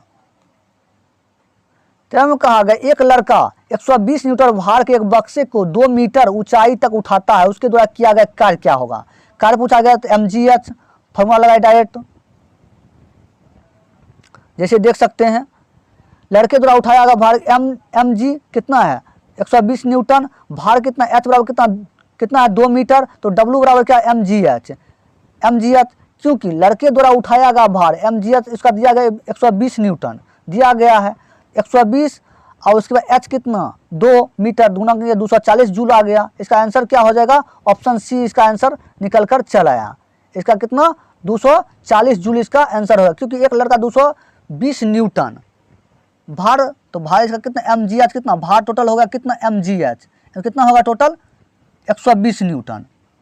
उसके बाद देखिए 14 नंबर क्वेश्चन, 14 नंबर क्वेश्चन कहा गया, कार्य करने की क्षमता क्या कहलाती है, कार्य करने की क्षमता क्या कहलाती है। 14 का बताइए आंसर क्या हो जाएगा, 14 का सी, कार्य करने की क्षमता, क्षमता में क्या हो जाएगा ऊर्जा, क्षमता में, और दर कहेगा तो हो जाएगा शक्ति, दर कहेगा, दर में होता शक्ति, क्षमता में क्या ऊर्जा। उसके बाद देखिए भौतिक स्थिति, भौतिकी में ऊर्जा वस्तुओं का एक गुण है जो किसी अन्य वस्तुओं को स्थानांतरित की सकती है, या ऊर्जा को विभिन्न रूपों में रूपांतरित किया जा सकता है। मुख्य रूप से किसी वस्तु पर या अथवा कार्यकर्ताओं को कार्य करने की क्षमता को ही ऊर्जा कहते हैं। ऊर्जा का ना तो स्थान घेरता है और ना ही ऊर्जा हमको देख सकते हैं, ना ही हम ऊर्जा को देख सकते हैं। ऊर्जा की एसआई इकाई क्या है, जूल है। उसके बाद देखिए 15 नंबर क्वेश्चन, 15 नंबर कहा गया, यदि कार्य का मान धनात्मक हो तो जिस निकाय पर कार्य हो रहा है वो क्या कहलाता है। 15 का बताइए आंसर क्या हो जाएगा, तो 15 हो जाएगा डी, उसकी ऊर्जा में वृद्धि होगी, उसकी ऊर्जा में, जब भी धनात्मक होगा तो ऊर्जा में वृद्धि होगी, कार्य में वृद्धि होगी, उसकी ऊर्जा में वृद्धि होगी, आंसर क्या डी हो जाएगा। उसके बाद देखिए ऊर्जा एक ऐसा कारक है जो कार्य करने के लिए आवश्यक है, अतः जिस कारण से किसी वस्तु के कार्य करने की क्षमता होती है उसे ऊर्जा कहते हैं। यदि कार्य का मान धनात्मक हो तो निकाय पर हो कार्य पर ऊर्जा में वृद्धि होगी, अगर धनात्मक हो तो कार्य में वृद्धि होगी, ऊर्जा में वृद्धि होगी। उसके बाद देखिए 16 नंबर क्वेश्चन, 16 नंबर क्या कहा गया, 16 नंबर क्वेश्चन देखिए, निम्नलिखित में से किसमें कोई कार्य किया जाता है, निम्नलिखित में से किस में कोई कार्य नहीं किया जाता है? तो ये बताए कोई कार्य नहीं किया जाता है। 16 का बताइए आंसर क्या हो जाएगा?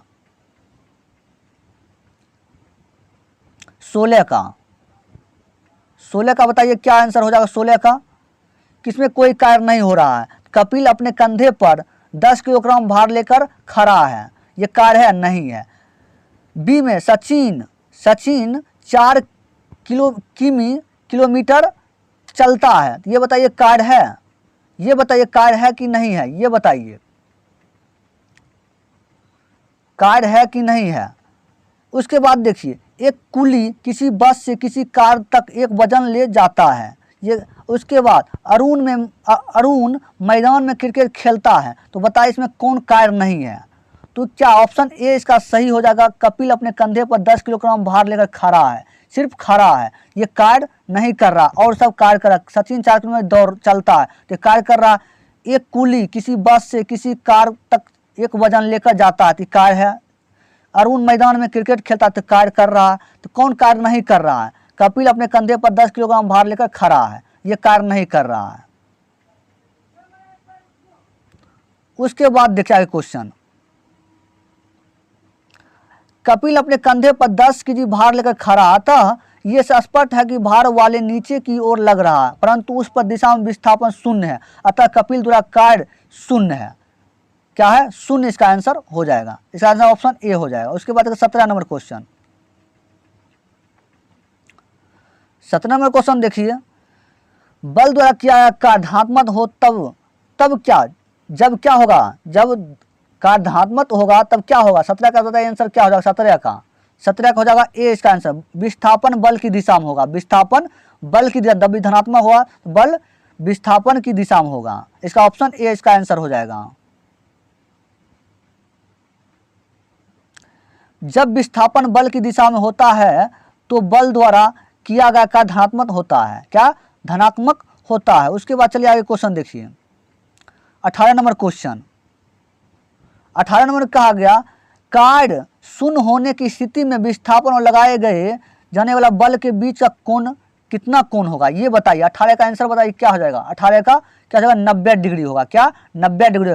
कार्य शून्य होने की स्थिति में विस्थापन, कार्य शून्य होने की स्थिति में विस्थापन और लगाए जाने वाले बल के बीच का कोण क्या होगा? 90 डिग्री होगा। कितना? 90 डिग्री।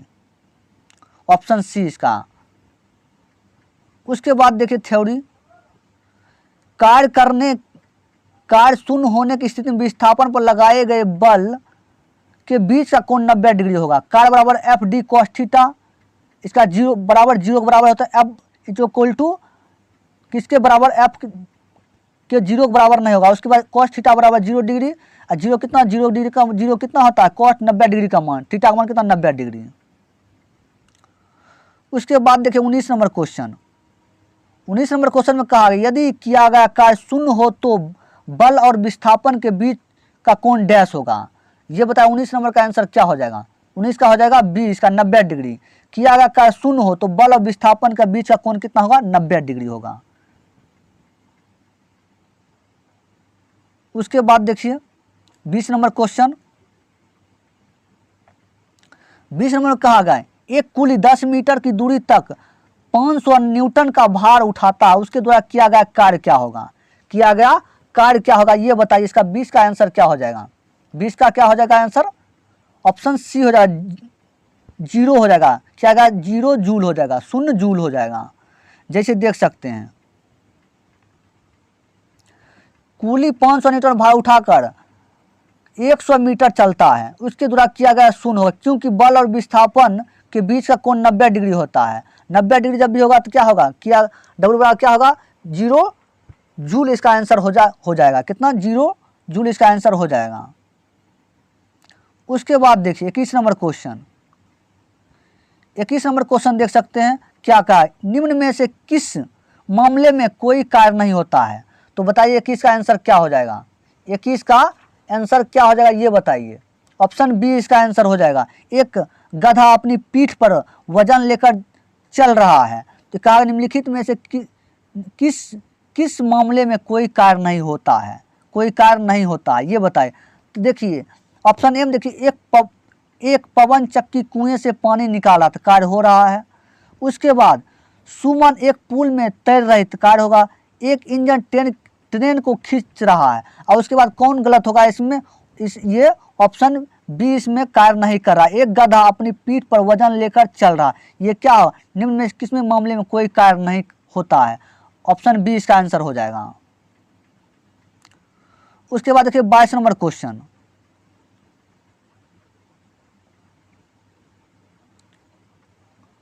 जैसे देखिए थ्योरी देखिए, एक गधा अपनी पीठ पर वजन लेकर चल रहा है, इस मामले में कोई कार्य नहीं हो रहा है क्योंकि वस्तु का विस्थापन लगने वाला बल की दिशा लंबवत है, इसलिए किया गया कार्य शून्य होगा।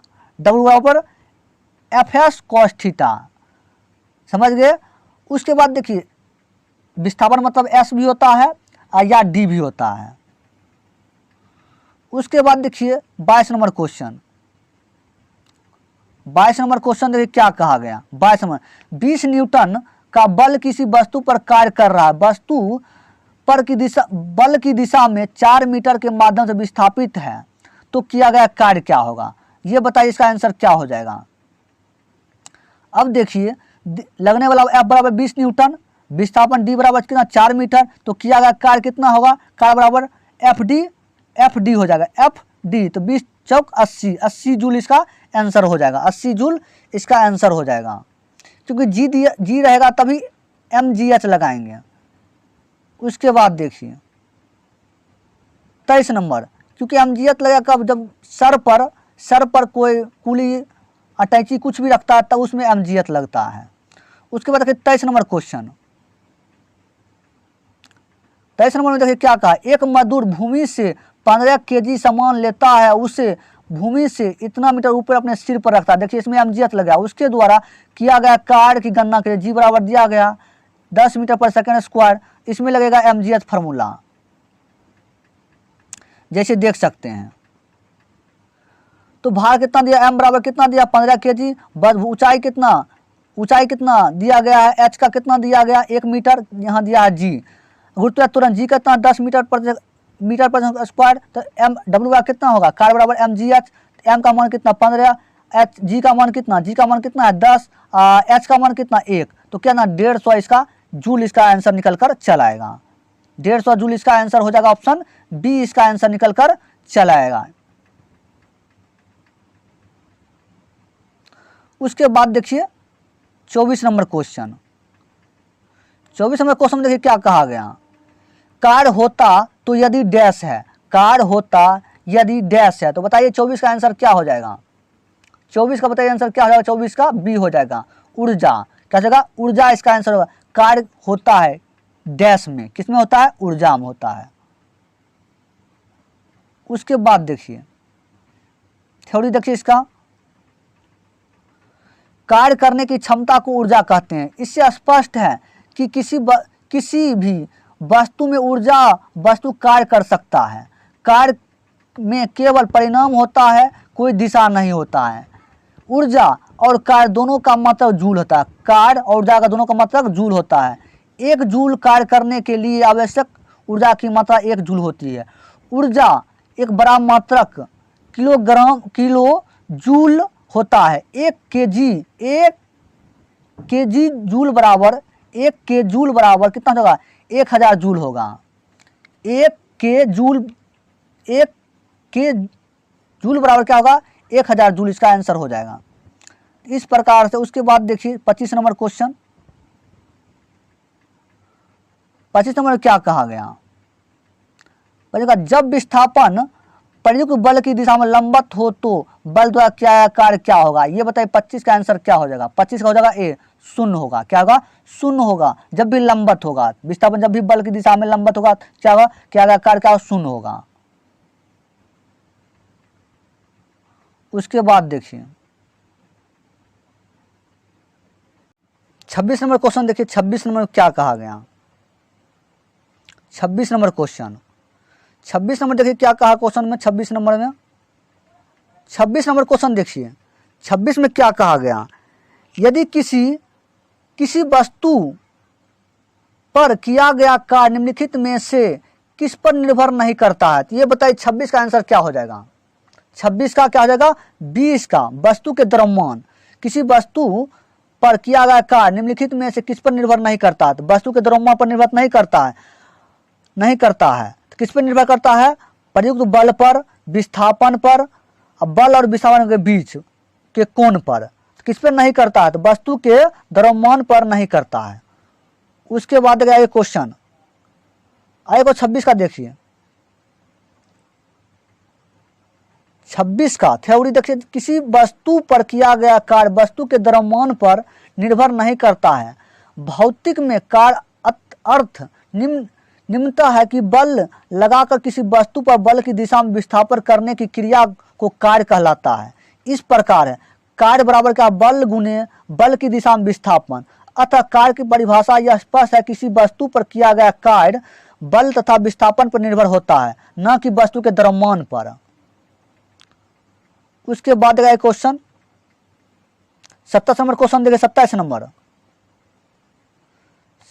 कहा गया किसी वस्तु पर किया गया कार्य निम्न में से किस पर निर्भर नहीं करता? तो ये बताए किस पर निर्भर नहीं करता? वस्तु के द्रव्यमान पर निर्भर नहीं करता। 27 का 20 का आंसर होगा, द्रव्यमान वस्तु के द्रव्यमान पर निर्भर नहीं करता और ACD में पर करता है। उसके बाद गए क्वेश्चन 28 नंबर क्वेश्चन देखिए, 28 नंबर क्वेश्चन कहा है किसी वस्तु पर किया गया कार्य निम्नलिखित में से किस पर निर्भर नहीं करता? ये बताइए 28 नंबर क्वेश्चन क्या हो जाएगा? तो किस पर निर्भर नहीं करता? वस्तु के द्रव्यमान पर निर्भर नहीं करता। सेम क्वेश्चन, तीन क्वेश्चन सेम आया है और सब पर निर्भर करता है। उसके बाद देखिए क्वेश्चन 29 नंबर क्वेश्चन देखिए, 29 नंबर कहा गया निम्नलिखित में से कौन अधिक कार्य कर सकता है? निम्नलिखित में से कौन अधिक कार्य कर सकता है? 29 का बताइए आंसर क्या हो जाएगा? 29 का हो जाएगा बी, 29 का बी हो जाएगा। एक चली हुई गोली इसका आंसर हो जाएगा, इसका आंसर, क्योंकि अधिक कार्य करता है। उसके बाद देखिए अन्य विकल्प या प्रयुक्त वेग का मान कम है, लेकिन चली गोली का वेग अधिक होने के कारण गतिज ऊर्जा का मान और अधिक होगा, तो कार्य क्या होगा? अधिकतम होगा। उसके बाद देखिए 30 नंबर क्वेश्चन देखिए, एक मजदूर 10 केजी का सामान भूमि से उठाकर 1.2 मीटर ऊपर अपने सिर पर रखता है, तो उसके द्वारा सामान पर किया गया कार्य की गणना करिए। तो इसमें जी का मान दिया गया, इसमें लगेगा क्या? mgh फॉर्मूला इसको लग जाएगा। तो इसका आंसर क्या हो जाएगा? mgh लगेगा कितना? 120 जूल इसका आंसर निकल कर, क्योंकि द्रव्यमान दिया गया है, h कितना दिया गया है, g का मान दिया गया, उसका mgh फॉर्मूला लगाएंगे 120 जूल इसका आंसर निकल कर चलाएगा। 120 जूल इसका कितना? ऑप्शन ए इसका आंसर हो जाएगा। उसके बाद 31 नंबर क्वेश्चन देखिए, 31 नंबर में क्या कहा गया? डैश कार्य कहलाता है, 31 का आंसर क्या हो जाएगा? ऑप्शन ए इसका आंसर हो जाएगा। बल गुने विस्थापन इसका आंसर हो जाएगा। उसके बाद 31 उसके बाद का किसी वस्तु पर किया गया कार्य का माप बल तथा बल की दिशा में विस्थापन गुणन के बराबर होता है। तो कार्य बराबर एफ डी विस्थापन मतलब डी, एफ मतलब बल। तो क्या कार्य का मतलब क्या था? न्यूटन मीटर अथवा जूल। एक सदिश अदिश राशि, एक क्या है? अदिश राशि है। कार्य क्या है? एक अदिश राशि है। उसके बाद देखिए 32 नंबर क्वेश्चन देखिए क्या कहा? किसी वस्तु द्वारा किया गया कार्य 56 जूल है, उस पर लगाया गया बल 7 न्यूटन, तो विस्थापन क्या होगा? डी या एस क्या होगा? अब देखिए इसका कैसे आंसर निकलेगा, जैसे देख सकते हैं। तो क्या हमको डब्ल्यू कार्य कितना दिया है? हमको 56 जूल, विस्थापन नहीं दिया है, बल एफ बराबर था 7 न्यूटन। तो सूत्र कार्य बराबर क्या होता है? एफ एस होता है या एफ डी।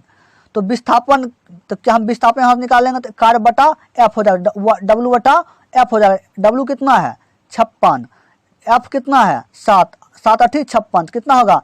विस्थापन का ऐसा ही मतलब क्या? मीटर होता है, तो क्या होगा? मीटर, 8 मीटर इसका आंसर निकल कर चलाएगा। क्या 8 मीटर इसका आंसर हो जाएगा? 32 का 8 मीटर इसका आंसर हो जाएगा। उसके बाद देखिए 33 नंबर क्वेश्चन,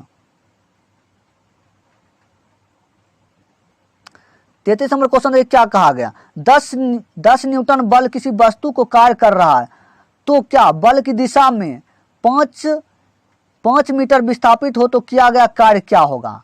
अब देखिए इसका कैसे बनाना ये देखिए, क्योंकि हमको विस्थापन और एफ हमको दिया गया है, एस दिया गया है। तो जैसे देख सकते हैं, क्या क्या दिया है, तो हमको एफ दिया गया है, अब बल की विस्थापन भी हमको दिया तो 10/50 क्या होगा 50 जूल इसका आंसर हो जाएगा। क्या हो जाएगा 50 जूल इसका आंसर हो जाएगा। कितना 50 जूल इसका आंसर, 50 जूल, ऑप्शन सी इसका आंसर हो जाएगा। उसके बाद देखिए 34 नंबर क्वेश्चन, 34 नंबर क्या कहा गया, किसी वस्तु पर किया गया कार्य निर्भर करता है, किस पे निर्भर करता है ये बताइए, किस पे निर्भर करता है। तो बताइए इसका 34 का क्या आंसर हो जाएगा। 34 का डी हो जाएगा। क्या हो जाएगा डी, ए बी सी तीनों इसका सही है। ए बी सी सही है। विस्थापन पर निर्भर करता है। उसके बाद बल और विस्थापन बीच के कोण पर, प्रयुक्त बल पर, तो किस पर निर्भर नहीं करता है, वस्तु के द्रव्यमान और इनमें से सभी। तो इसका ए बी सी हो जाएगा इसका आंसर। वस्तु के द्रव्यमान पर इनमें से क्या सही है, इसका क्या हो जाएगा ए बी सी सही है, इसका आंसर ए बी सी हो जाएगा। उसके बाद देखिए 35 नंबर क्वेश्चन, पहले थ्योरी इसका देख लीजिए। थ्योरी, जब किसी पिंड पर बल आरोपित किया जाता है तो वह पिंड अपने स्थान से विस्थापित हो जाता है, तो उत्पन्न विस्थापन पर आरोपित बल के गुणनफल बल द्वारा पिंड के किया गया कार्य कहलाता है। तो W बराबर क्या एफ डी कॉस थीटा। इस पर किसी पिंड या वस्तु पर किया गया कार्य बल और विस्थापन के बीच एवं विस्थापन पर निर्भर करता है। इसका आंसर थ्योरी देख लिए। उसके बाद देखिए 35 नंबर क्वेश्चन देखिए। 35 में क्या कहा गया, यदि बल F बराबर 0 है इसलिए किया गया कार्य W बराबर क्या होगा। तो बताइए इसका W 35 क्या आंसर हो जाएगा। 35 का बी हो जाएगा। क्या हो जाएगा बी, क्योंकि F अगर 0 है तो किया गया कार्य भी क्या होगा 0 हो जाएगा। उसके बाद देखिए देख सकते हैं क्वेश्चन इसका किस टाइप से। F बराबर कितना है 0, कार्य कितना पता नहीं है। W बराबर क्या एफ डी तो कार्य बराबर क्या हो जाएगा एफ डी। तो क्या F कितना है 0, D कितना है पता नहीं, तो D हम जब निकालेंगे तो क्या हो जाएगा 0 ही आंसर निकल कर, क्योंकि 0 को D से गुना करेंगे 0 हो जाएगा। क्या कार्य 0 हो जाएगा। उसके बाद देखिए 36 नंबर क्वेश्चन, 36 नंबर क्वेश्चन देखिए। 36 नंबर क्या, एक पोर्टल जमीन से 12 केजी सामान उठाता है, उसे अपने जमीन से 1.5 मीटर ऊपर अपने सिर पर रखता है, तो सामान पर उसके द्वारा किया गया कार्य की गणना करें। जी मान दिया है, जी का मान दिया है तो इसमें mgh फार्मूला लग जाएगा कि उस सिर पर रखता है। इस टाइप क्वेश्चन में क्या mgh फार्मूला लगेगा। देख कैसे क्या हुआ, mgh फार्मूला लग गया, क्योंकि m कितना 12, g कितना 10, h कितना 1.5, टोटल गुना करिएगा 180 जूल इसका आंसर हो जाएगा। 180 जूल इसका आंसर, 36 का 180 जूल, 36 का 180 जूल इसका आंसर हो जाएगा, ऑप्शन सी। उसके बाद देखिए 37 नंबर क्वेश्चन। 37 नंबर में क्या कहा गया, एक वस्तु पर 25 न्यूटन बल कार्य कर रहा है, उस वस्तु पर को बल की दिशा में 5 मीटर तक हटाया जाता है, तो बल के द्वारा किया गया कार्य क्या होगा। तो बताइए इसका आंसर क्या हो जाएगा। 37 का देखिए F बराबर कितना दिया हुआ है 25 न्यूटन, बल कितना, विस्थापन कितना, D बराबर या S बराबर कितना 5 मीटर, बल द्वारा किया गया कार्य कितना, W बराबर एफ डी, टोटल गुना करिएगा 125 जूल हो जाएगा, क्योंकि इसमें सर पर नहीं रखता है इसलिए इसमें एफ डी फार्मूला लगेगा डायरेक्ट। उसके बाद देखिए इसका कितना 125 जूल हो जाएगा। 37 का 125 जूल, 125 जूल इसका आंसर हो जाएगा। 38 नंबर क्वेश्चन देखिए।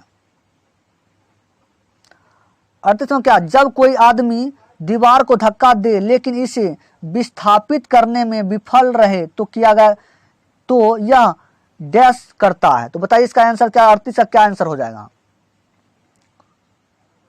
38 का डी, 38 का डी इसका आंसर हो जाएगा। बिल्कुल कोई कार्य नहीं है।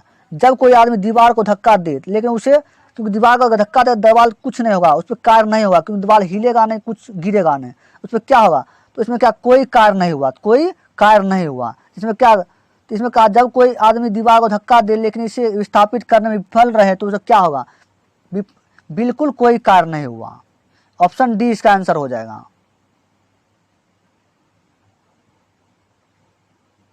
जब कोई आदमी दीवार को धक्का दे लेकिन उसे विस्थापित करने में विफल रहे तो वह बिल्कुल कोई कार्य नहीं करता है। उसके बाद देखिए 39 नंबर क्वेश्चन। 39 नंबर क्वेश्चन का, यदि कोई व्यक्ति 12 न्यूटन के एक स्थिर बल से 4 मीटर चलता है तो उसे किया गया कार्य क्या होगा, किया गया कार्य क्या होगा। अब देखिए इस क्वेश्चन में क्या कहा गया, इसमें क्या F बराबर दिया 12 न्यूटन, विस्थापन इसका दिया है 4 मीटर, कार्य हमको पूछा गया, तो कार्य बराबर एफ एस, तो कितना होगा, 12 चौक 36, 12 चौक 48 हो जाएगा, 12 चौक और कार्य बराबर क्या एफ एस या एफ डी, तो क्या होगा 48 जूल हो जाएगा। कितना, 48 जूल इसका आंसर हो जाएगा। कितना, 48 जूल। कितना इसका हो जाएगा आंसर, 48 जूल इसका आंसर हो जाएगा। 48 जूल इसका आंसर हो जाएगा। उसके बाद 40 नंबर क्वेश्चन। 40 नंबर क्वेश्चन देखिए। 40 नंबर कहा गया कि एक पिंड द्वारा किया गया कार्य निम्नलिखित में से किस पर निर्भर नहीं करता है, किस पर निर्भर नहीं करता है। 40 का बताइए आंसर क्या हो जाएगा 40 का, तो 40 का ए हो जाएगा। 40 का ए हो जाएगा, वस्तु के प्रारंभिक वेग पर। एक पिंड द्वारा किया गया कार्य निम्नलिखित में से किस पर निर्भर नहीं करता है, तो वस्तु के प्रारंभिक वेग पर निर्भर नहीं करता है। किस पर निर्भर करता है, विस्थापन पर करता है। बल और विस्थापन बीच कोण पर, बल पर करता है, तो वस्तु के प्रारंभिक वेग पर निर्भर नहीं करता है। उसके बाद देखिए इसका थ्योरी। कार्य की परिभाषा के अनुसार किया गया कार्य F तथा वस्तु की दिशा में S विस्थापन के गुणनफल के बराबर होता है। W बराबर Fs होता है। Fs cos थीटा होता है। W बराबर Fs cos थीटा। उसके बाद देखिए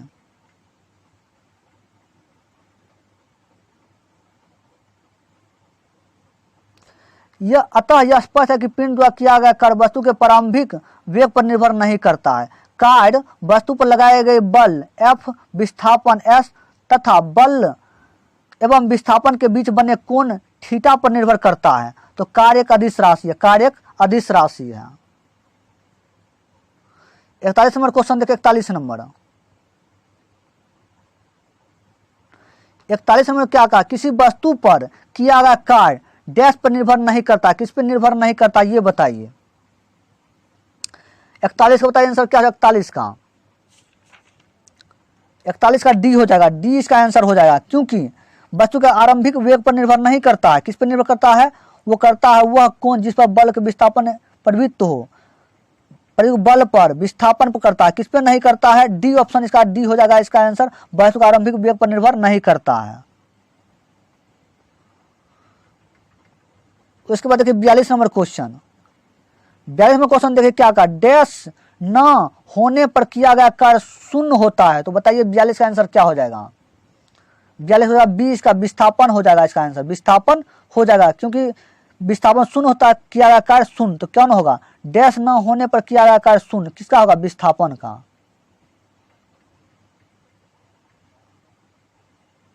जैसे कि देखता हूं, विस्थापन न होने पर किया गया कार्य शून्य होता है। उसका 43 नंबर क्वेश्चन। 43 नंबर क्वेश्चन में कहा गया, कार्य हुआ है ऐसा कहने के लिए दो शर्तें पूरी होनी चाहिए जिन उनमें से एक नहीं है। तो बताइए 43 का आंसर क्या हो जाएगा। 43 का बी हो जाएगा। 43 का बी हो जाएगा, वस्तु विस्थापित होनी चाहिए। वस्तु विस्थापित होनी चाहिए, क्योंकि क्वेश्चन में कहा कार्य हुआ ऐसा कहने के लिए दो शर्तें पूरी होनी चाहिए। उनमें से एक क्या है, बताइए उनमें से एक कौन सही है। तो वस्तु विस्थापित होनी चाहिए, ये सही है, ऑप्शन 20 का सही है, और तीनों ए सी डी गलत है। उसके बाद देखिए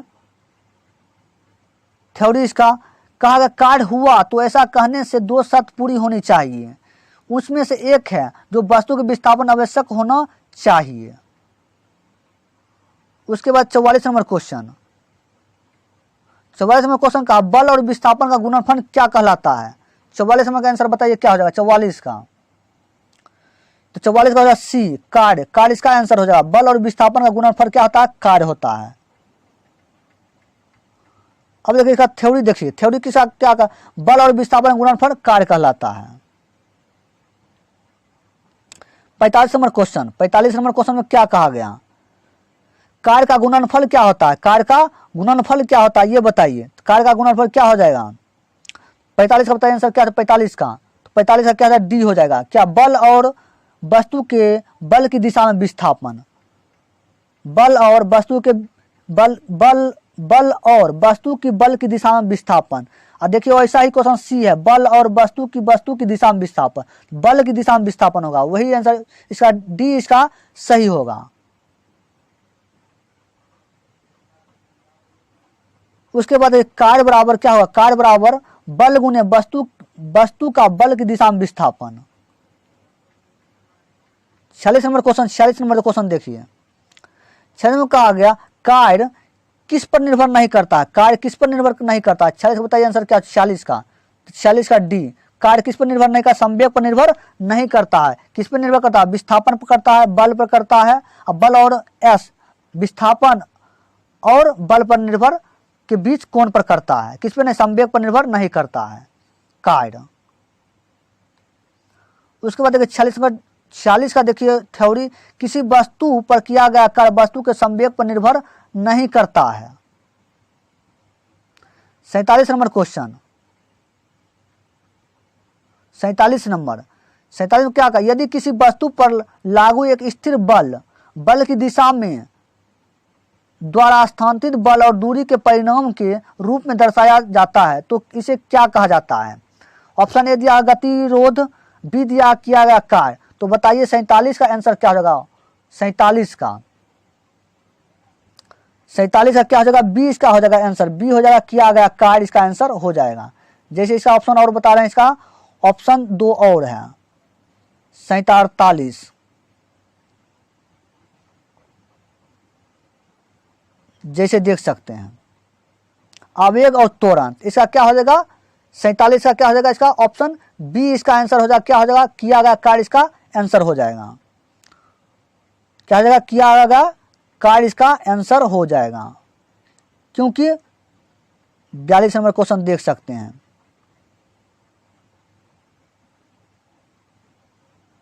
सैंतालीस नंबर क्वेश्चन, तो कहा यदि क्या कहा? यदि किसी वस्तु पर लागू एक स्थिर बल की दिशा में वस्तु स्थानीय बल की दूरी और परिणाम के रूप में दर्शाया जाता है तो इसे क्या कहा जाता है? इसे क्या कहा जाता है? किया गया कार्य कहा जाता है। इसका आंसर क्या हो जाएगा? Option B. उसके बाद देखिए 48 नंबर क्वेश्चन, 48 नंबर क्वेश्चन में क्या कहा गया? किसी पिंड पर कार्य तभी किया जाता है जब डैश हो। तो बताइए 48 का आंसर क्या हो जाएगा? इसका आंसर ए हो जाएगा। यह एक यांत्रिक प्रभाव के माध्यम से ऊर्जा में वृद्धि का अनुभव करता है। तो किसी पिंड पर कार्य तभी किया जाता है जब यह एक यांत्रिक प्रभाव के माध्यम ऊर्जा में वृद्धि का अनुभव करता है। ये इसका आंसर 48 का ए सही हो जाएगा।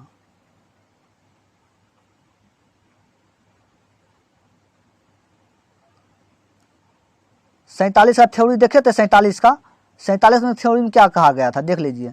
यदि किसी वस्तु पर लागू एक स्थिर बल की दिशा में वस्तु के स्थानीय बल और दूरी के परिणाम के रूप में दर्शाया जाता है तो उसे कार्य कहा जाता है। उसके बाद क्या 48 का थ्योरी देख लीजिए। 48 का, किसी पिंड पर कार्य तभी किया जाता है जब वह पिंड एक यांत्रिक प्रभाव के माध्यम ऊर्जा में वृद्धि का अनुभव करता है। उसके बाद देखिए 49 नंबर क्वेश्चन, 49 नंबर क्वेश्चन में क्या कहा गया? लागू किए गए बल और विस्थापन की दिशा में के बीच का कोण 90 हो तो किया गया कार्य क्या होगा? तो बताइए 49 का आंसर क्या हो जाएगा? तो डी हो जाएगा। क्या हो जाएगा? शून्य इसका आंसर हो जाएगा, क्योंकि लागू किए गए बल और विस्थापन की दिशा के बीच का कोण 90 डिग्री है, तो किया गया कार्य क्या होगा, शून्य होगा। उसके बाद देखिए इसका डिफरेंस, जिसका देखिए थ्योरी क्वेश्चन, थ्योरी में देखिए, जब किसी वस्तु पर बल लगाकर वस्तु को विस्थापित कर दिए जाते हैं तो कहा जाएगा कि कार्य हुआ है। यदि लागू किया गया बल और विस्थापन की दिशा के बीच का कोण 90 डिग्री हो तो किया गया कार्य क्या होगा, शून्य होगा। उसके बाद कार्य बराबर क्या होगा, एफ एस कॉस थीटा या एफ एस कॉस 90 डिग्री बराबर 0। उसके बाद देखिए 50 नंबर क्वेश्चन। अब देखिए जब बल और विस्थापन के बीच का कोण 90 डिग्री हो तो किया गया कार्य क्या होगा, शून्य होगा। क्या होगा, शून्य होगा इसका आंसर। ऑप्शन डी इसका आंसर हो जाएगा।